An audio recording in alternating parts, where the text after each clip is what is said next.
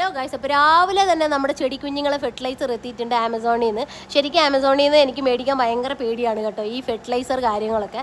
കാര്യം എന്നാന്ന് പറഞ്ഞാൽ ഒരു പ്രാവശ്യം ഞാൻ DAP മേടിച്ച സമയത്ത് കുഞ്ഞു കുഞ്ഞു തരി കല്ലുകളിൽ പെയിൻ്റ് അടിച്ച് വെച്ച് എനിക്ക് DAP എന്ന് പറഞ്ഞ് കിട്ടിയിട്ടുണ്ടായിരുന്നേ.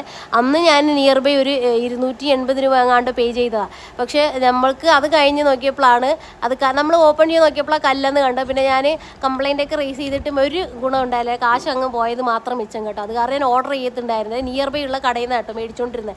ഇപ്പോൾ അവർ എനിക്ക് അതിനെക്കാട്ടിലും വലിയ പണി തന്നു. കാര്യം എന്നാന്ന് പറഞ്ഞാൽ ബൾക്ക് ഓർഡർ എടുക്കാൻ വേണ്ടി പറ്റത്തുള്ളൂ.